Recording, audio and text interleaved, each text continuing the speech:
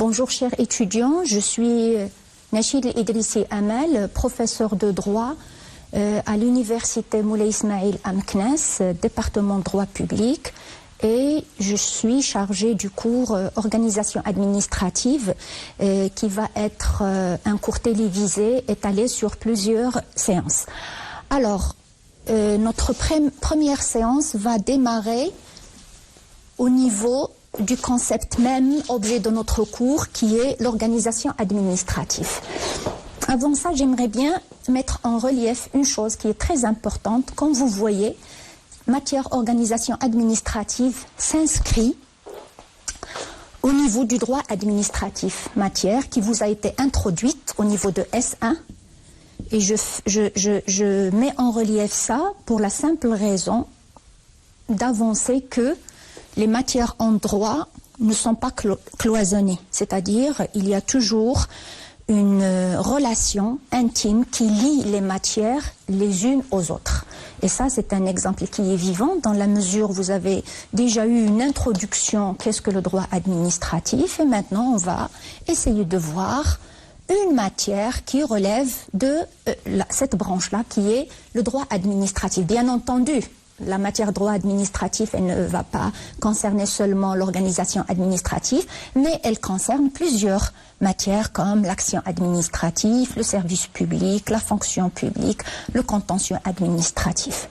En ce qui nous concerne, on va être concentré sur l'organisation administrative. C'est la raison pour laquelle je vais essayer de mettre en relief 4 axes qui sont très importants et d'une manière holistique pour répondre à l'organisation administrative en tant que matière. On a un premier axe, ça va concerner l'administration suprême et spécialement elle va être dédiée à l'institution royale.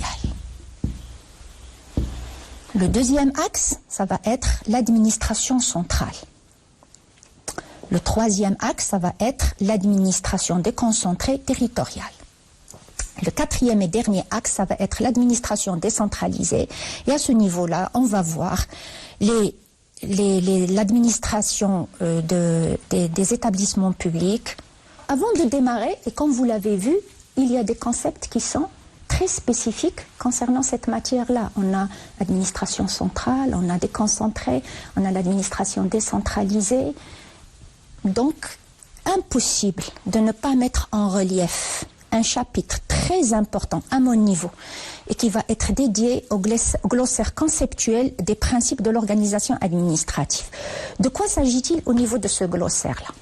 Ce glossaire-là, il va être important pour les étudiants qui sont des futurs juristes, et dans la mesure, un juriste, ce sont des concepts. Un juriste, on n'a pas le droit de parler de tout et de rien. C'est-à-dire, les concepts sont bien définis qui vont nous permettre de comprendre de quoi s'agit-il au niveau de l'organisation administrative et bien entendu même pour les autres matières. Alors, le premier concept qu'on va voir, déjà au niveau du titre, vous avez organisation et vous avez administration. C'est-à-dire que cette administration, elle est organisée.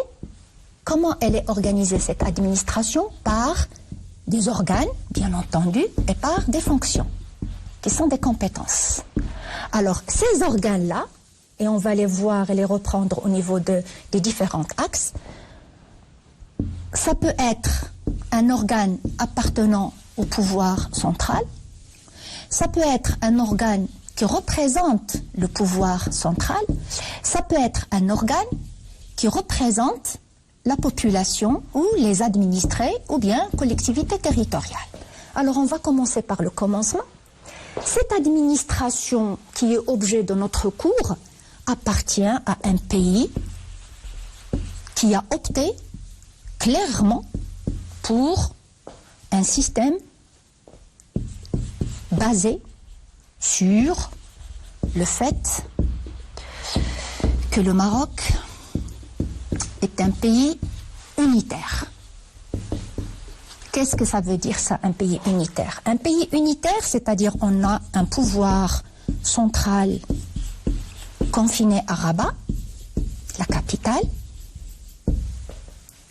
et l'ensemble des pouvoirs ne peut être pourvoyé que par ce centre.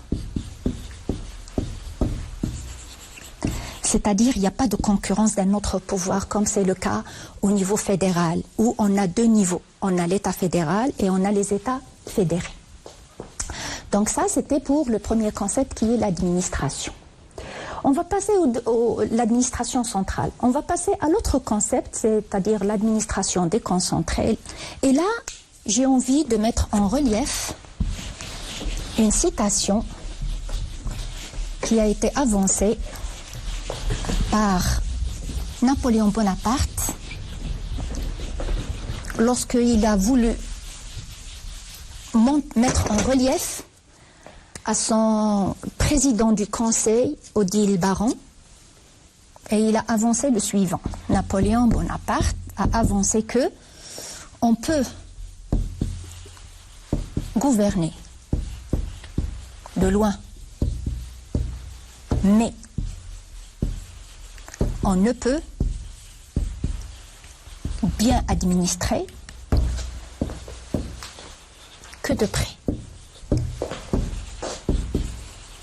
Regardez, ça c'est le résumé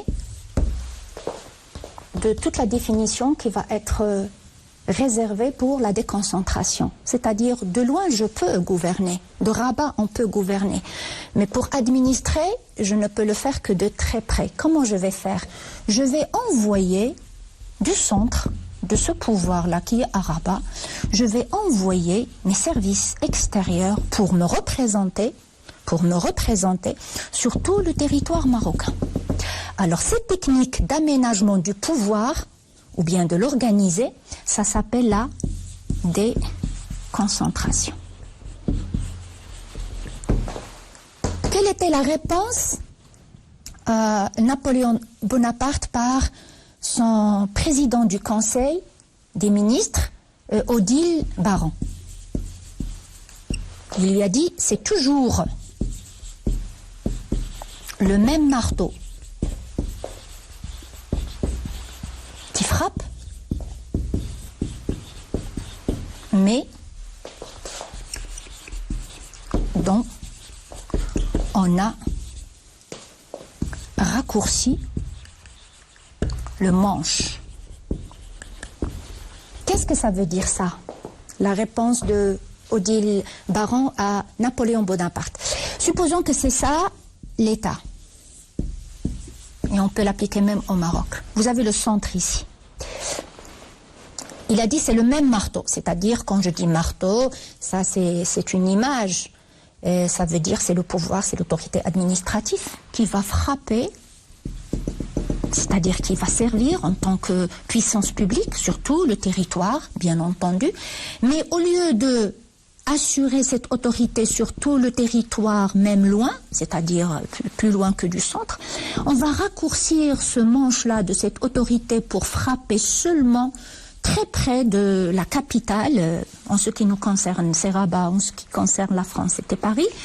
C'est toujours Paris. Qu'est-ce qu'on va faire? On va envoyer des relais qui vont représenter le pouvoir central à travers la personne du gouverneur, à travers la personne du wali, à travers la personne, par exemple, du caïd, jusqu'à la fin de cette hiérarchie. Mais on doit mettre un point qui est très important. C'est-à-dire l'ensemble de ces autorités administratives sont liées par un pouvoir hiérarchique du pouvoir central. C'est-à-dire, qu'est-ce que ça veut dire ce pouvoir hiérarchique? C'est-à-dire, il n'y a pas d'initiative. Et l'initiative ne peut être prise en considération que s'il y a une autorisation de la part du centre qui permet à cette autorité d'agir en conséquence. Sinon, il va y avoir des sanctions disciplinaires. Et là, je vais mettre en relief un point très important. Lorsque je parle de déconcentration, il faut avoir en tête certains principes qui sont très importants, à savoir que il y a le pouvoir hiérarchique est maintenu. Ce pouvoir hiérarchique va être assorti d'un pouvoir disciplinaire, va être sorti d'un pouvoir de réformation quand l'administration ne fait pas ce qu'elle a à faire. Donc, et elle peut être remplacée par le pouvoir central pour assurer la continuité de l'administration. Il ne faut pas oublier un point qui est très important.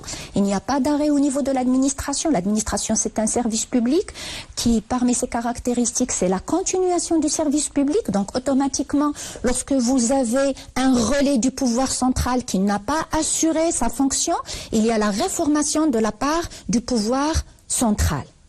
Ça, c'est concernant la déconcentration. Donc, la déconcentration, c'est une technique d'organisation de l'administration qui va permettre à l'administration de servir l'administré en s'approchant de lui. Comment? Par la technique d'envoyer les services extérieurs. Bien. Alors, la deuxième technique, c'est la décentralisation. Alors, la décentralisation, elle va continuer, c'est-à-dire elle ne va pas annuler la déconcentration parce que, comme je l'ai dit au départ, on est dans un pays unitaire. Donc, il faut préserver le pouvoir central et les relais du pouvoir central. Mais on va ajouter autre chose sans nier cette première technique. On va ajouter le suivant, c'est que comme l'administration s'est approchée de l'administré aussi va rendre la même chose à l'administration en envoyant des personnes qui vont le représenter par le biais des élections. Et là, on va parler de certaines collectivités territoriales qui vont bénéficier d'une autonomie administrative et d'une autonomie financière. Mais vous allez me dire, mais écoutez madame, on est dans un système unitaire. Oui, on reste toujours dans le système unitaire, mais il y a l'ajout d'une technique qui est très importante et qui portait le nom de tutelle, mais qui a été évincée maintenant. C'était un emprunt au niveau du droit privé. La tutelle s'applique lorsque vous avez une entité ou bien une personne qui se trouve dans l'incapacité de gérer ses propres affaires. Donc on a un tuteur qui va le faire à sa place. Donc c'était une connotation péjorative pour les collectivités territoriales. Il fut remplacé par le contrôle. Alors, afin de rester dans un État unitaire, un État unitaire souverain, on est obligé de appliquer un contrôle tout en octroyant l'autonomie. C'est-à-dire, lorsque je parle de la décentralisation, il y a l'autonomie financière, il y a une autonomie administrative, mais il y a toujours le contrôle de l'État.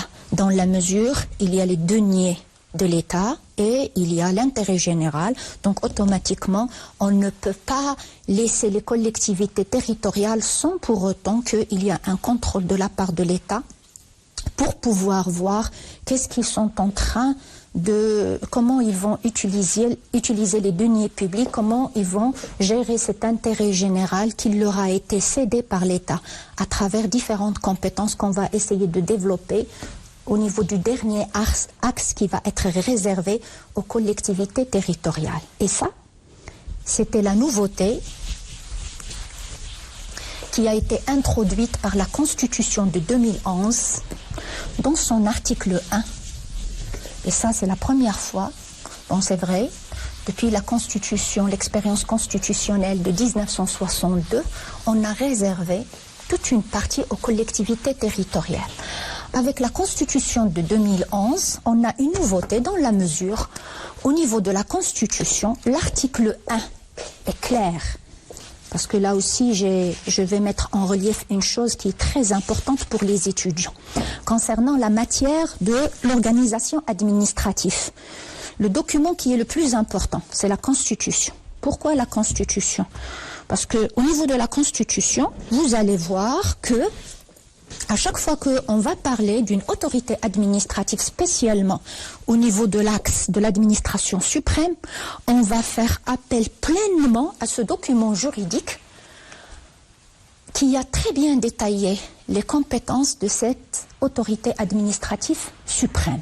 Alors regardez, l'article 1 de la Constitution, au niveau de son dernier paragraphe, est clair sur un point: l'organisation territoriale du royaume est décentralisée, fondée sur une régionalisation avancée. Ça, c'est la première fois que on a essayé de mettre en relief et on a constitutionnalisé. Et comme vous le savez, la Constitution, c'est une norme suprême.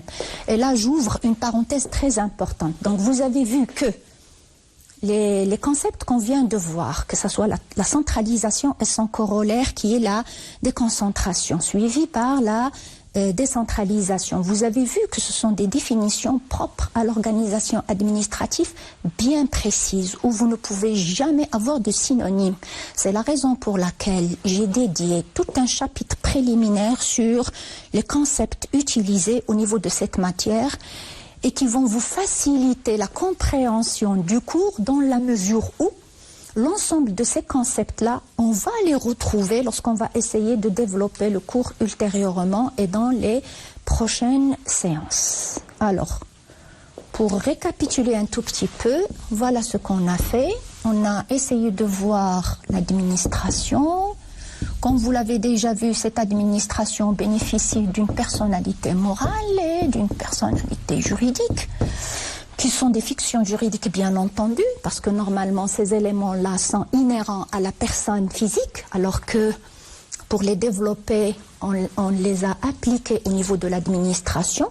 Comme ça, l'administration peut agir avec des droits et observer les obligations, vendre, acheter, servir l'intérêt général, etc., par des droits et par des obligations, bien entendu.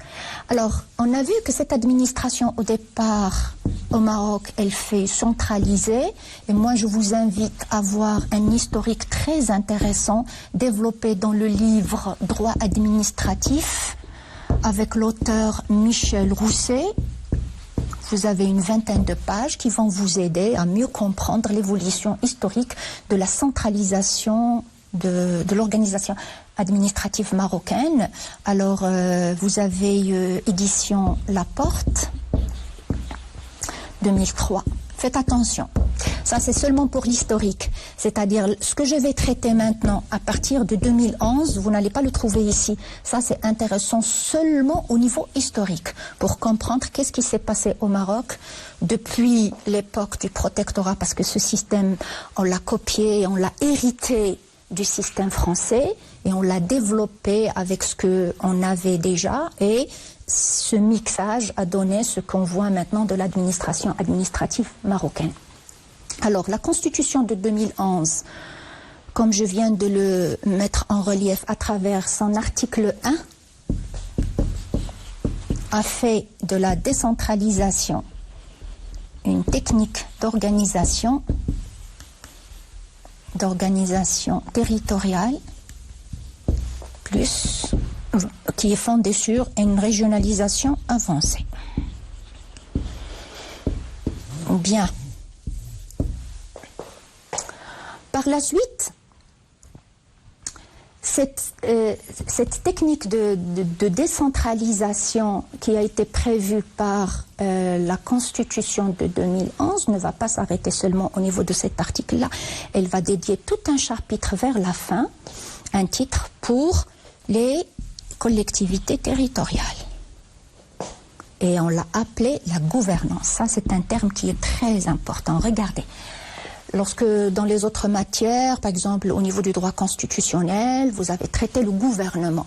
On est passé du gouvernement tout en le préservant à la gouvernance.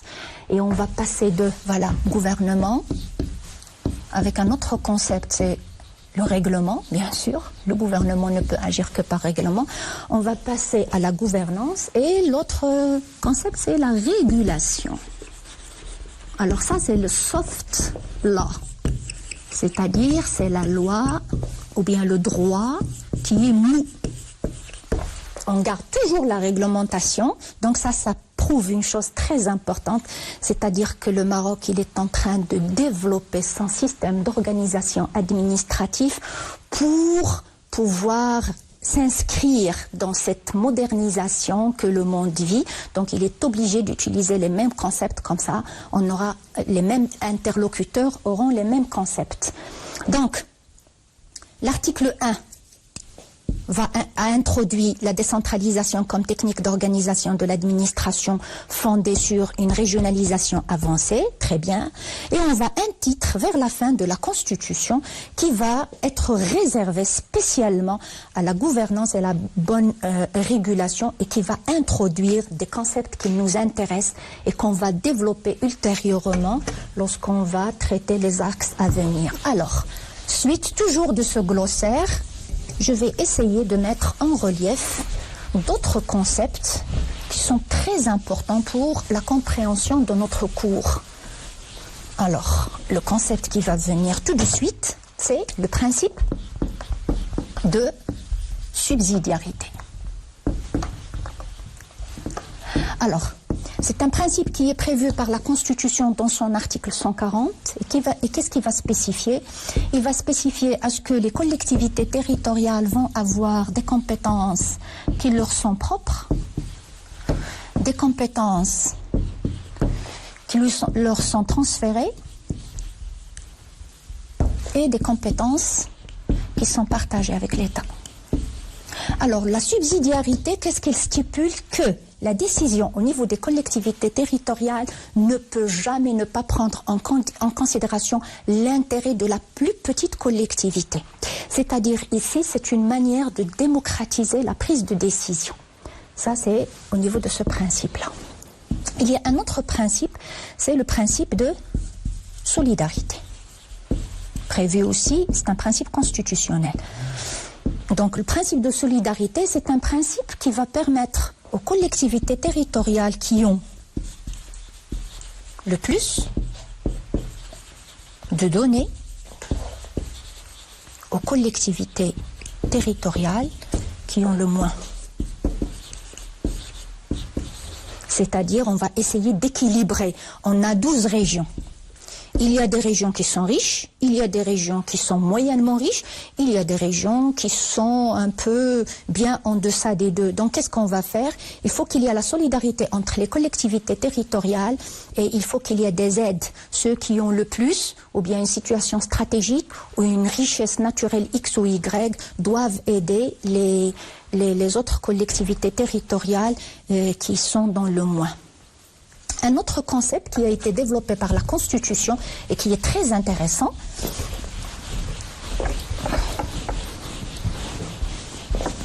c'est la libre administration. Ça, c'est un concept qui est fondamental. Principe de la libre administration. Rappelez-vous, on est toujours dans un État. Le Maroc, bien sûr, c'est un État unitaire. Alors, c'est un État unitaire qui a opté pour la déconcentration, qui cohabite avec la décentralisation. Alors, la libre administration pour les collectivités territoriales, qui sont des personnes morales de droit public, qui bénéficient de l'autonomie financière et de la personnalité juridique. Qu'est-ce que ça veut dire ça? Ça veut dire que vous avez l'autonomie financière, mais c'est une autonomie qui est contrôlée, bien entendu. La personnalité juridique, c'est que vous avez des droits et vous avez des obligations. Vous pouvez vendre, vous pouvez acheter, vous pouvez signer des accords ou une convention avec une autre collectivité territoriale, mais il ne faut jamais oublier que vous êtes dans un pays unitaire, parce que tous les ingrédients pour faire une collectivité à part sont là. S'il n'y a pas ce contrôle-là, on ne va plus être dans un État unitaire, c'est-à-dire la souveraineté, elle va être remise en cause. Donc c'est la raison pour laquelle, pour alléger ce contrôle-là, il y a un principe qui est très important et qui a été annoncé par la Constitution de 2011, à savoir le principe de la libre administration. Un autre principe qui va se dégager de la Constitution 2011 et qui va consolider les autres principes que j'ai expliqués, à savoir la libre administration. Alors, cette libre administration va permettre à la collectivité locale de gérer, de administrer sous la loi. est sous leur responsabilité la gestion de la collectivité territoriale. Alors je vais m'arrêter à ce niveau-là. La suite va être assurée dans les séances à venir, c'est-à-dire la séance prochaine. Merci de votre attention.